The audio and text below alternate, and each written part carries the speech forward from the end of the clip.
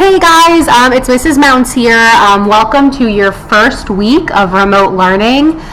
We're going to start doing some lessons from guidance about every week to just go over different skills and strategies to help you guys make it through this time that you're at home and aren't able to come to school until we get the next word.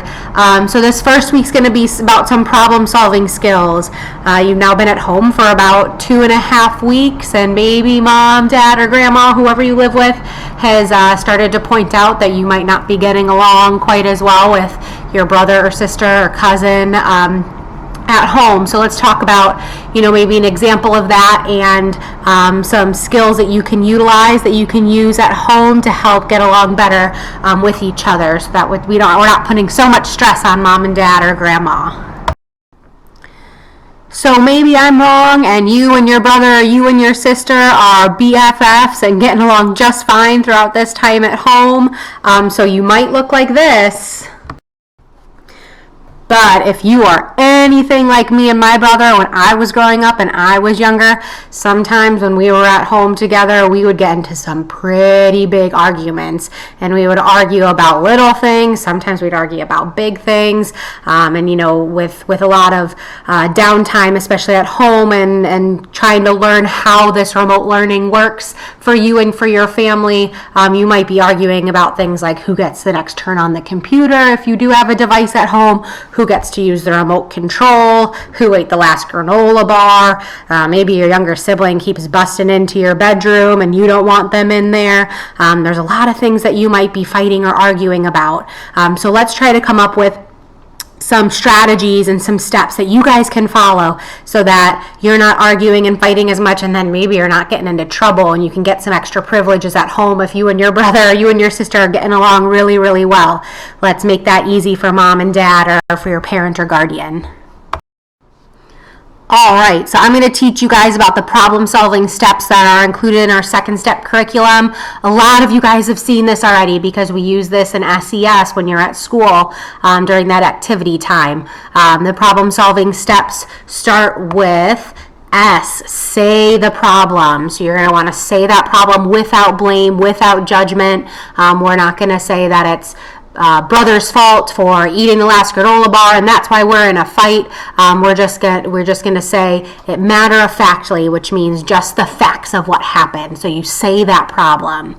The second step is think of solutions. So you're going to brainstorm with maybe your brother or your sister or cousin, whoever you're having a problem with. You're going to brainstorm all the possible solutions to that problem. Good or bad, anything, any possible way that you could move through and work through that problem. The E is going to be explore the consequences. So every solution is going to have a consequence. Consequences can be positive or consequences can be negative. A lot of times we think about consequences as something bad, but if I study really, really hard for a test and I get an A, that's a consequence. It's just a good consequence. It's a positive outcome for an action that I took. So all of the solutions that you think of in step T, in that second step, they'll have a consequence, even if it's good or if it's bad. So you're going to think about what could happen if I did this, or what could happen if my brother did that. And then with that, you're going to think of not just the consequences, but is that a good outcome or is that a bad outcome? And then P, the last step, we're going to look at all of the solutions we came up with, look at all of the consequences. Would that work out well for me? Would it work out well for my brother or sister? Or would it work out not so great? And then based upon all of that, we're going to pick, P is for pick, the best solution. And from there, you make a plan to move forward. So depending on what the solution you choose, it could be a really big plan or it could be something super, super simple. So let's go into an example of it. And I'm going to pick an example that I know a lot of you guys are probably running into at home, because I know a lot of you guys have access to video games.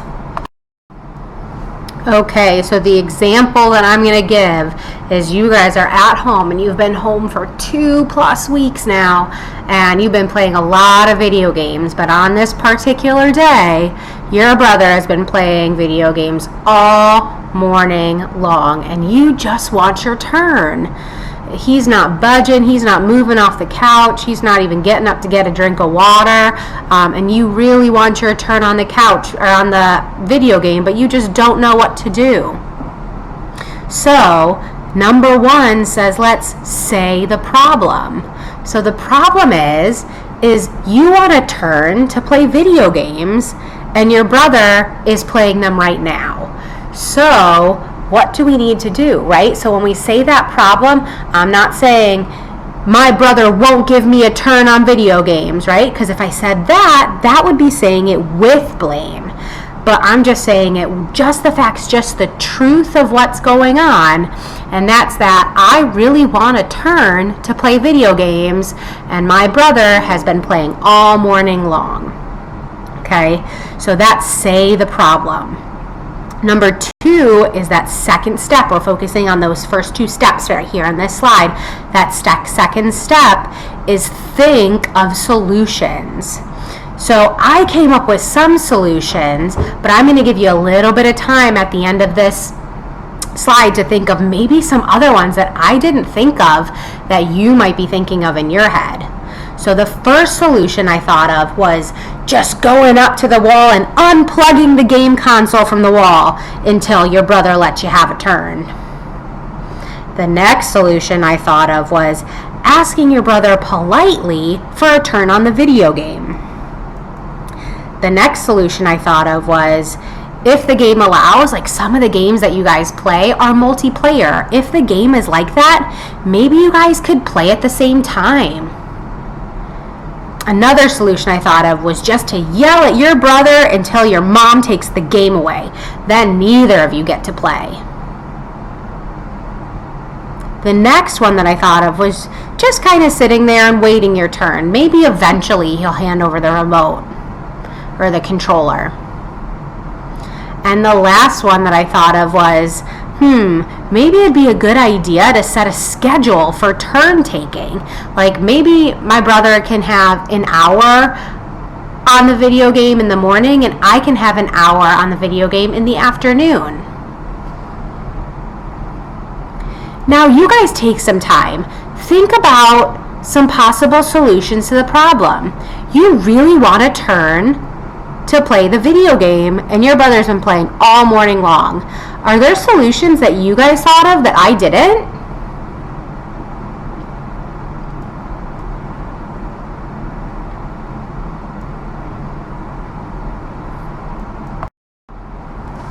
So the next part of our problem-solving steps is explore the consequences.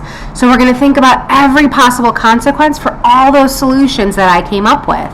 And if you came up with a solution of your own, then you can think of the consequence for that too.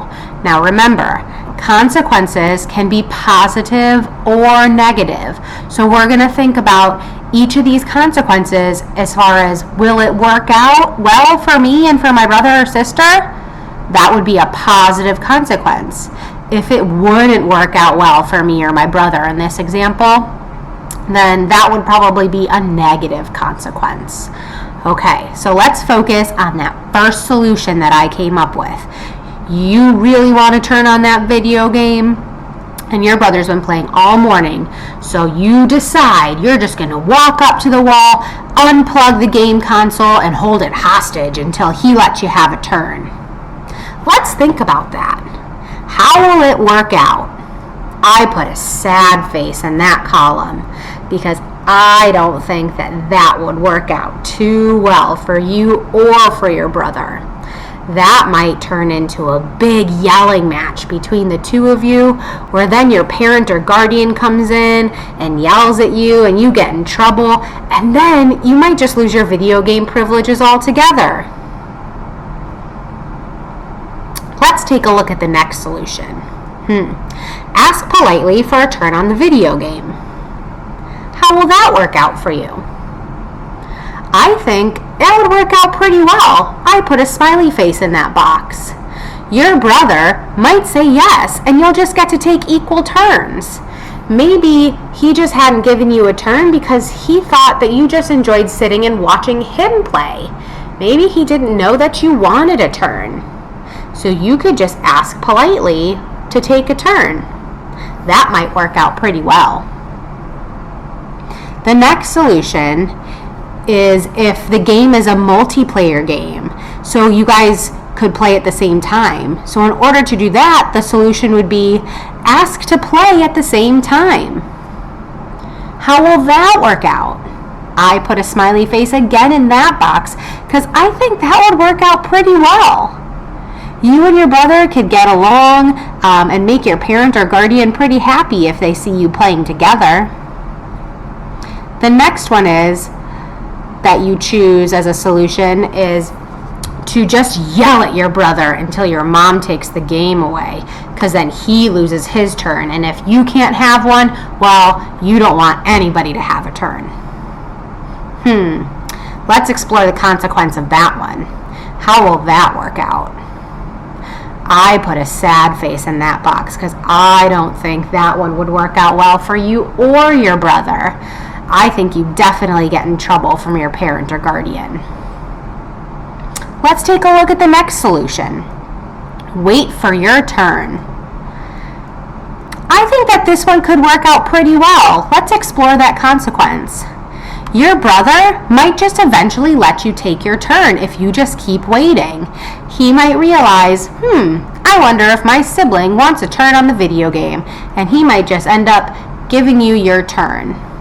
But you know, this one might be something that's in the middle, because if you just keep waiting and waiting and waiting, you're not being all that assertive and getting your wants and needs met.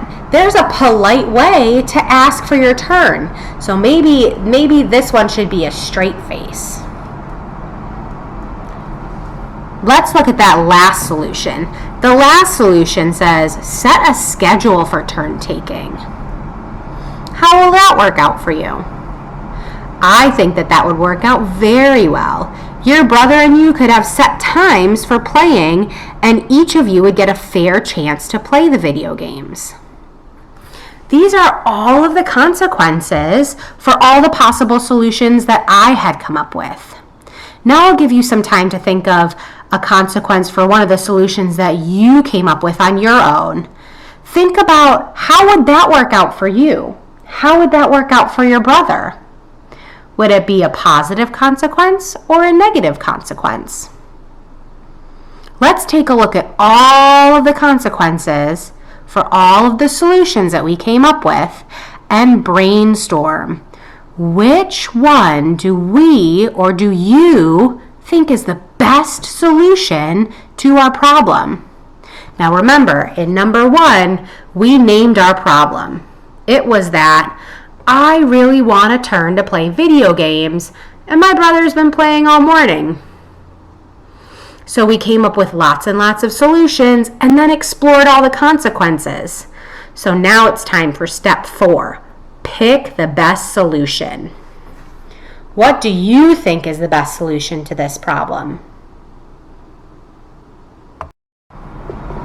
Okay, so step 4 is pick the best solution. So after looking at all the consequences, whether that would work out well or maybe not so great for me and my brother, I think that the best solution to this problem is setting a schedule for turn taking. That way, we don't run into this problem day after day. If me, my brother, and maybe we sat down with one of our parents or guardians and created a schedule for when and for how long we could play the video game for, then we wouldn't have a problem any day. And we would just stick to the schedule and we would get along, and it would make mom or dad or grandma or whoever you live with really, really happy. When you have this schedule, you and your brother have your own set time for playing, and everybody gets a fair chance to play. So, now that we've picked the best solution, we have to develop a plan.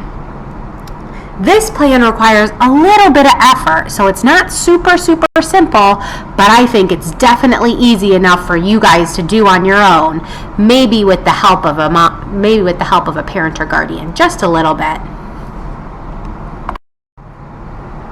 So now that we've made it through all of the steps of our example, let's review the problem-solving steps from our second step curriculum, just in general, just so that we can make it really stick in our minds.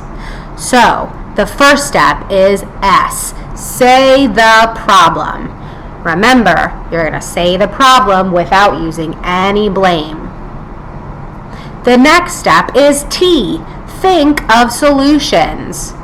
You want to be safe and respectful when thinking of all of the solutions to the possible problem. E, explore consequences. What could happen if ... You're going to think of a consequence, remember, positive or negative, to every one of the solutions you thought of in step T. And the last step is P, pick the best solution. And once you do that, you make a plan. Thank you guys for following along, and hopefully these problem-solving steps will help you solve a problem at home this week.